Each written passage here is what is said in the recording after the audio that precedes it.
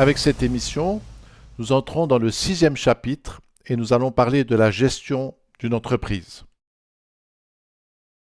Comme le montre cette image, diriger une entreprise, c'est comme piloter un avion. Si le pilote est bon, l'avion va se maintenir en l'air, mais par contre, si le pilote est mauvais et qu'il fait des erreurs, son entreprise va finir par s'écraser. C'est ce qui est arrivé à la célèbre compagnie d'aviation Swissair. Cette entreprise était connue dans le monde entier pour la qualité de ses services. Elle était prospère et faisait du bénéfice.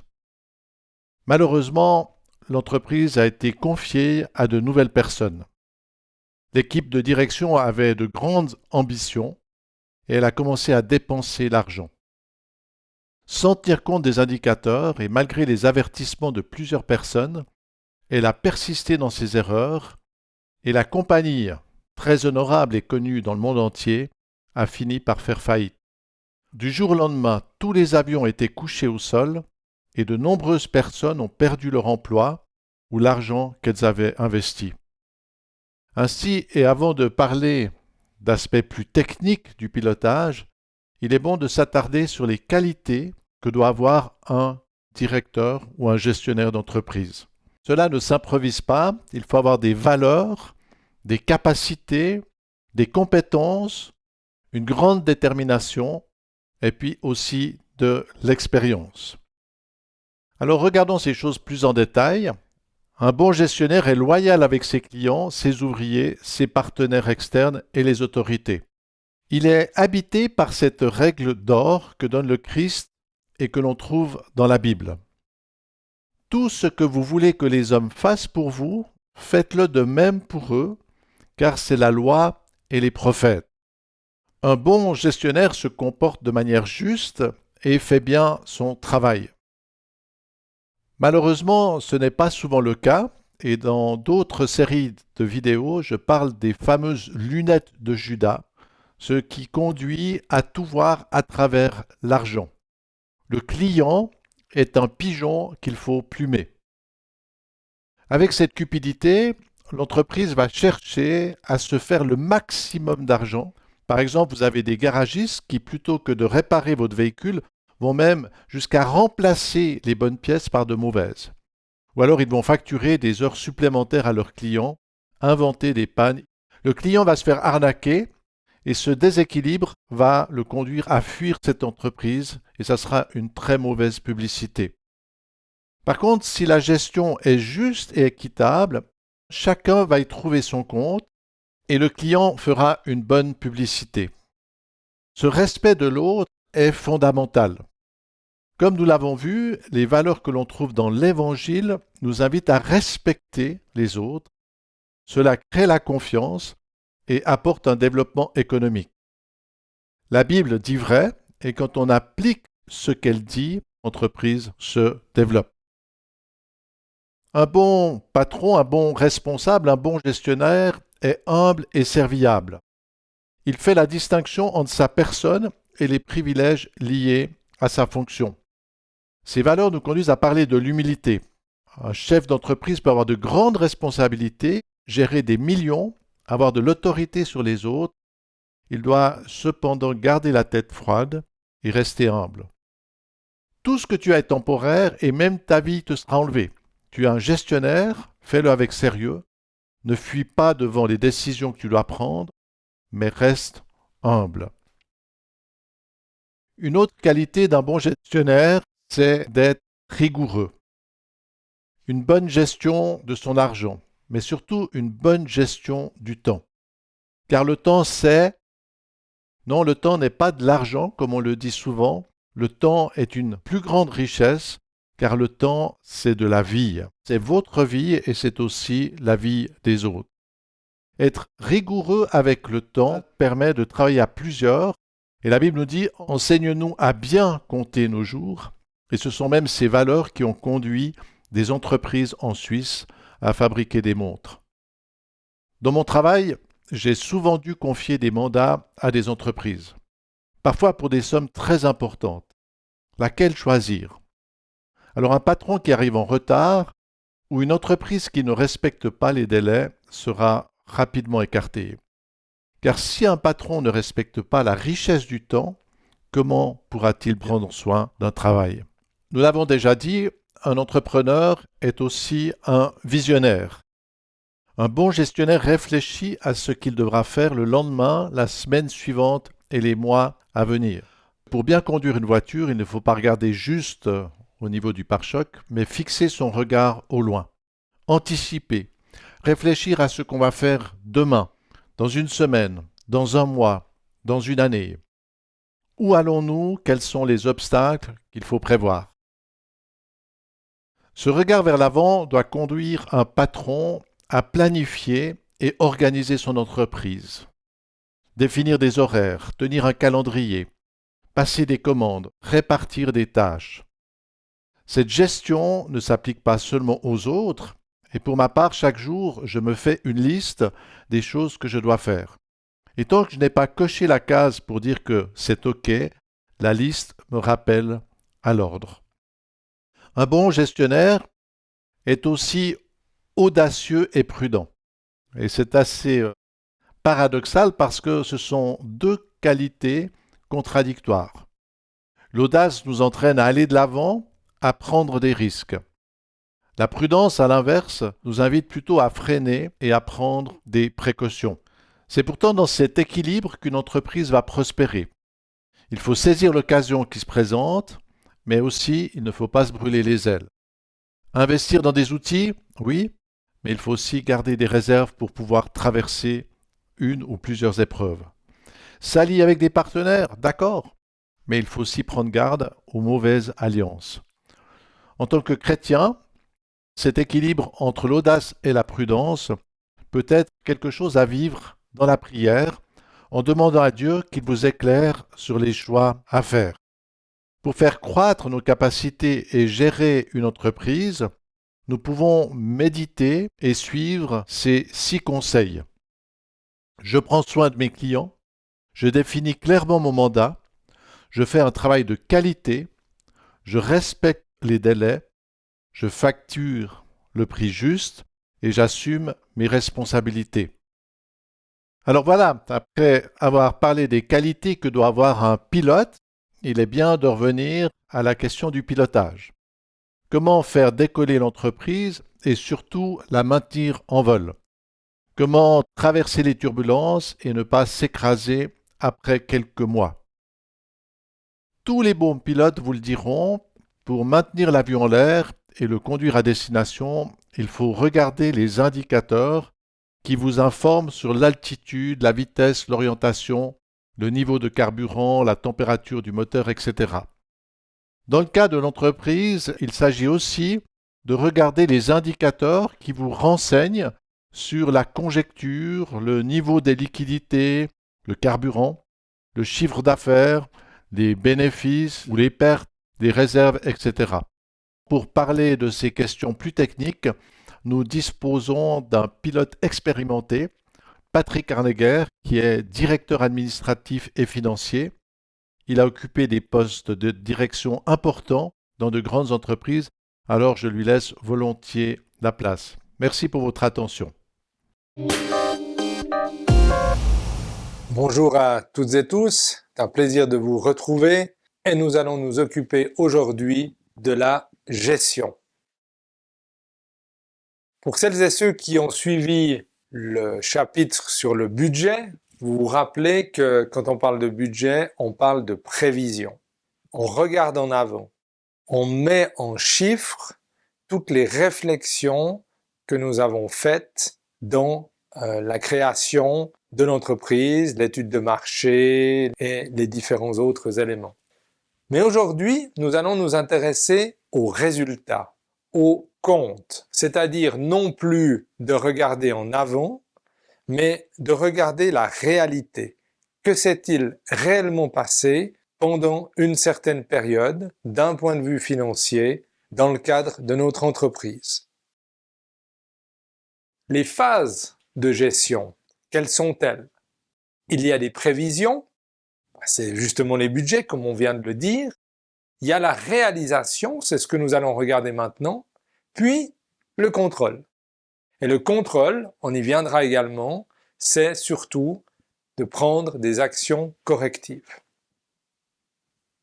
Si nous reprenons l'exemple qui avait été traité dans le budget pour l'entreprise de menuiserie, vous vous rappelez certainement que dans le résumé global, nous arrivions à une projection d'un bénéfice, donc d'un profit pour l'entreprise, de 15 342 $.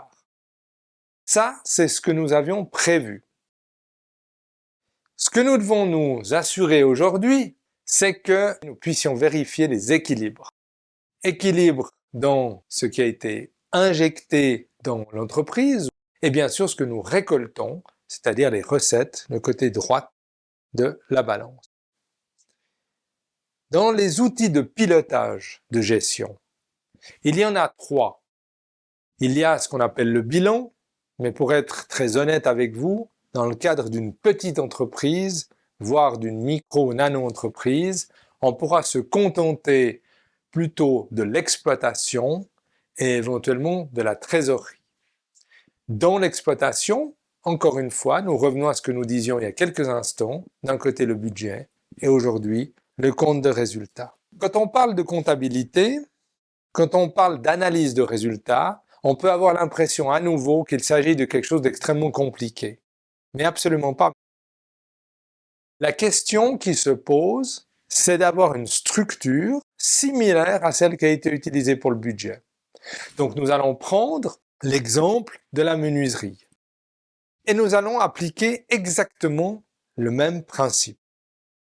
Donc reporter les investissements, reporter les coûts des matières premières et de l'outillage, des charges et des recettes. Non pas d'un point de vue prévisionnel, mais d'un point de vue réel. Donc si nous avons fait un budget annuel, nous ferons ensuite une comptabilité annuelle. Si nous avons fait un budget mensuel, nous ferons une comptabilité mensuelle. Pour une micro-nano-entreprise, on va probablement faire un budget et donc une analyse des résultats, soit de manière journalière, soit de manière hebdomadaire, donc à la semaine, ou éventuellement au mois. Prenons cet exemple qui a été déjà traité. Nous aurons 3 cas de figure possibles, ou 3 résultats d'analyse. Tout d'abord, si nous reprenons la même structure, nous avons le budget d'investissement. Ça, on peut partir du principe qu'il a été suivi, vu qu'il était tout à fait prévisible. Mais ensuite, nous voyons que dans la réalité, au niveau des fournitures, matières premières et produits, les chiffres ont été un petit peu différents de ce qui avait été imaginé, parce que on a pu avoir besoin de plus de fournitures, de moins de fournitures, ou alors peut-être parce que les prix étaient différents. Même chose pour les charges. Et puis là, on voit que les recettes qu'on avait prévues aux alentours de 114 000 $ sont bien plus élevées avec 137 900. Mais que les charges sont également un peu plus élevées avec 110 708. Ce premier exemple, c'est ce que nous appelons le résultat A ou le résultat vert, c'est-à-dire que le bénéfice, 110 708 de charges, 137 900 de recettes, donne un bénéfice de 27 192. Ce bénéfice, il est finalement meilleur que ce que nous avions prévu dans le budget. Donc, dans ce cas-là, nous pouvons conclure que les choses vont bien, que l'entreprise se porte bien et que nous pouvons continuer dans cette même direction, voire même envisager quelques investissements supplémentaires. Ça, c'est le cas de figure, on va dire, le plus positif. Nous avons la situation B, qu'on appellerait la situation orange.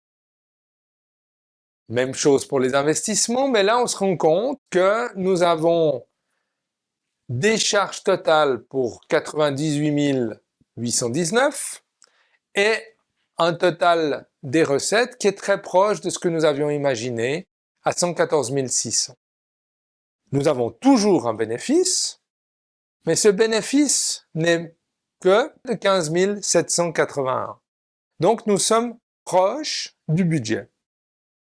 Rien d'alarmant, mais nous devons rester prudents.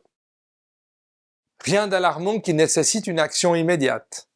Mais par contre, nous devons être conscients que nous sommes proches de ce qui avait été imaginé et qu'une augmentation des charges ou une diminution des recettes pourrait avoir un impact et qu'il faut rester très vigilant.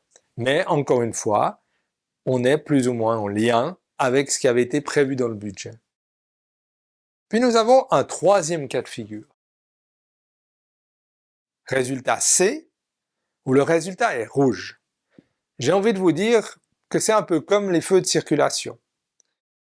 Feu de circulation rouge veut bien sûr nous dire arrêtez-vous, stop. Et pourquoi stop dans le cas présent? Nous avons des investissements qui sont légèrement plus élevés que ce qui était prévu, un coût des fournitures qui est beaucoup plus élevé, ainsi que des charges, donc un total des dépenses de 124 449 et des recettes qui sont moindres que ce qui avait été imaginé pour 108 300, ce qui nous laisse donc une perte, attention, une perte de 16 149. Est-ce que nous pouvons continuer comme ça? Non, parce que si nous continuons comme ça, nous allons vers la fin de l'entreprise. C'est la faillite de l'entreprise et le modèle d'affaires, vous vous rappelez qu'on a vu toute cette question de la valorisation. Dans le cas présent, l'entreprise ne fait pas de valorisation, elle génère même une perte. Donc, dans cette situation-là, c'est danger. C'est stop. Mon très beau projet pourrait s'écrouler et il ne resterait plus que les yeux pour pleurer. Alors, que faut-il faire? Dans le cas d'une situation telle que celle-ci, nous devons nous arrêter et chercher les mesures à prendre. Il n'y a pas, là non plus, de multiples options. Il y a deux catégories de mesures à prendre. Les coupes ou potentiellement ce qu'on pourrait appeler les engrais. Tout d'abord, dépenser moins, réduire les charges.